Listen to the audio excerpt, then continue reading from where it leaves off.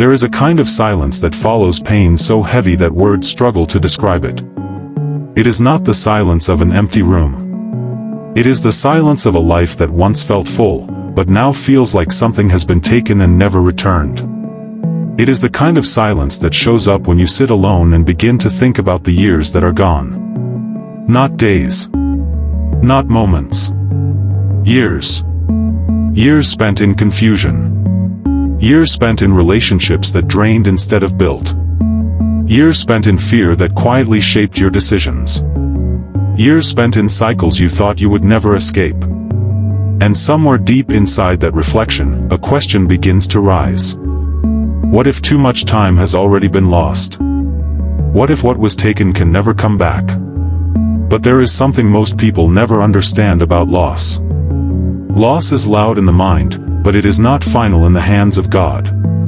Before we go deeper, welcome to Bible Story Time. If you are watching this right now and you have ever felt like life stole something from you that you cannot replace, like this video, subscribe to this channel, and share your thoughts in the comments. There is a promise found in the book of Joel, in the Old Testament, that has echoed through generations of broken lives and restored hope. It is a declaration that defies human logic. A statement that does not align with how time is supposed to work. God says, "I will restore to you the years that the locust has eaten." Not months. Not weeks. Years. That means what was consumed, what was wasted, what was destroyed over time is not just being acknowledged by heaven, it is being addressed. Because only God has the authority to deal with time that is already gone. And when restoration begins in the kingdom of God, it does not always look dramatic at first. There are no thunder sounds announcing it. No sudden explosions of change. Often, it begins quietly. Inside the heart. Inside the thoughts. Inside the desires. And there are signs. Signs that something unseen is already moving in your life. The first sign is this. Your appetite for what once destroyed you begins to disappear. There is a strange moment in restoration where things that once had power over you begin to lose their grip. What once felt irresistible suddenly feels empty. What once felt comforting begins to feel toxic. The cycle that once pulled you back no longer has the same voice. And you cannot even fully explain why. It is not that you are trying harder. It is that something inside you has changed. This is not psychological adjustment. This is spiritual transformation. There was a time when you may have defended what was hurting you. A time when you called it love even when it was breaking you. A time when you returned to what you knew was damaging because it felt familiar. But now, something shifts. And you no longer crave what used to control you. This is what happened to the Israelites after their deliverance from Egypt. Even after freedom, their minds still remembered slavery. They longed for what God had already rescued them from. But God understood something crucial. Before he could take them into promise, he had to remove the desire for captivity. Because a person who still wants Egypt cannot survive the promised land. And when your desire changes, your direction changes. That is the beginning of restoration. The second sign is peace that does not match your situation. This is where things begin to confuse people around you. On the outside, nothing has changed. The same financial pressure may still be there. The same unanswered questions may still exist. The same delays may still be unfolding. But inside you, something is calm. Something is steady. Something is no longer panicking the way it used to. You begin to sleep when you used to worry. You begin to breathe when you used to overthink. You begin to trust without having visible evidence. This is the peace described in Philippians 4 verse 7, the peace that surpasses understanding. It does not make sense logically. Because peace is supposed to come after problems are solved. But in the kingdom of God, peace often arrives before resolution. It is a preview of what heaven has already decided.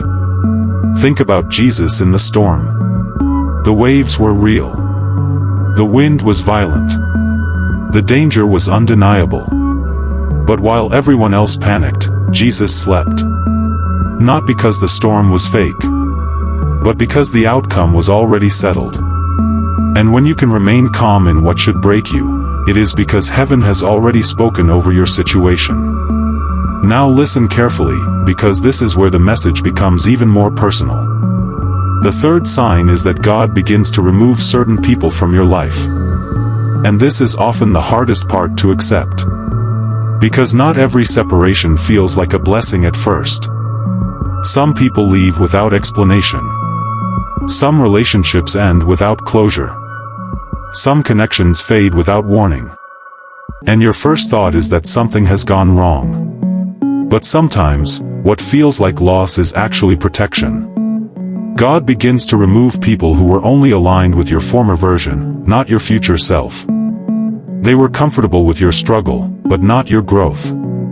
Comfortable with your dependency, but not your strength.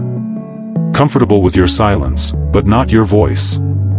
And as God elevates you internally, your environment begins to shift externally. Think about Joseph. Betrayed by his own brothers. Sold into slavery. Falsely accused. Forgotten in prison. From every angle, it looked like rejection. But in reality, it was redirection. Every person who walked out of his story created space for his destiny. And what looked like abandonment was actually alignment with purpose. Now this next part is important. Because many people misunderstand it.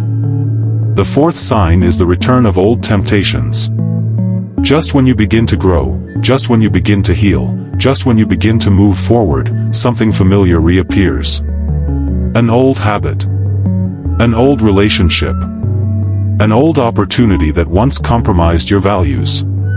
And it feels intentional. Because it is. This is the moment of testing. The enemy does not test what he already owns. He tests what he has lost. When Jesus spent 40 days fasting in the wilderness, the temptation did not come randomly. It came strategically. At the point of weakness. At the point of hunger. At the point of isolation. And the question was not about bread, or power, or position. The question was about identity and obedience. And when you say no to what once controlled you, you are not going backward. You are proving that you have grown beyond it. Now before we continue deeper into these signs, stay with this message. Because what comes next may be the part that explains what you are currently experiencing. If you are still watching at this point, drop a comment with, "I am still here." Let's see who is truly following this shocking story. The fifth sign is an unusual urge to prepare. You start doing things that do not seem connected to your current situation. Cleaning areas you ignored. Organizing your life. Fixing habits. Planning again. Adjusting your environment. And it does not always make logical sense. But something inside you is urging preparation. This is how faith often works before manifestation. There is a story in 2 Kings about a widow and the prophet Elisha. She had almost nothing left. Only a small amount of oil. Yet she was instructed to gather empty containers.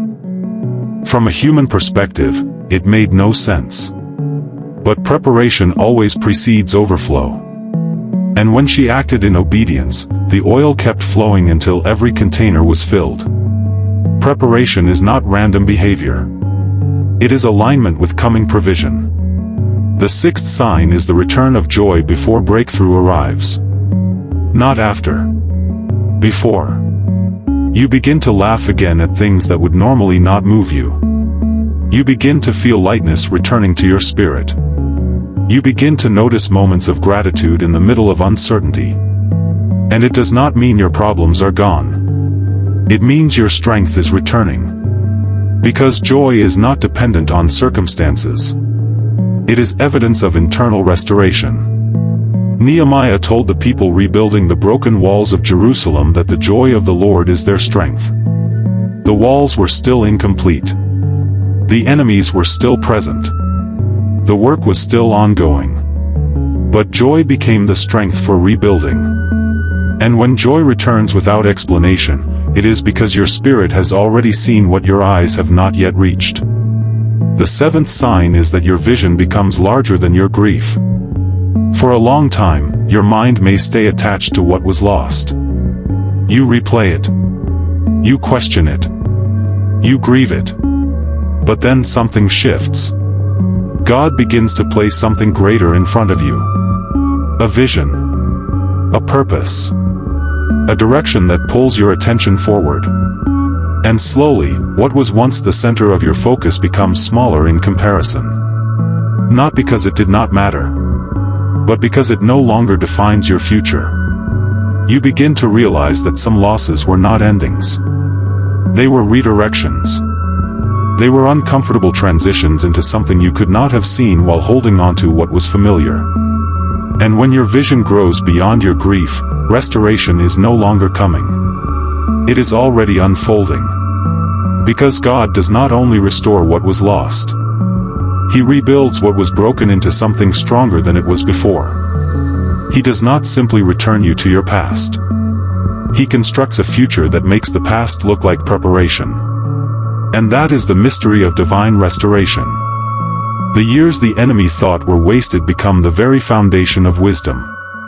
The pain becomes strength. The loss becomes direction. And what was meant to destroy you becomes evidence that you survived something designed to stop you. This is not the end of your story. This is the turning point. God is not finished. And what He restores is never equal. It is multiplied. Now before this message ends, I want you to respond with faith. Type this in the comments. Lord, restore my years. And if this message has spoken to your heart, subscribe to Bible Story Time, like this video, and share it with someone who needs hope today. Because the truth remains the same. What the enemy tried to steal is not lost forever. In the hands of God, it is being restored.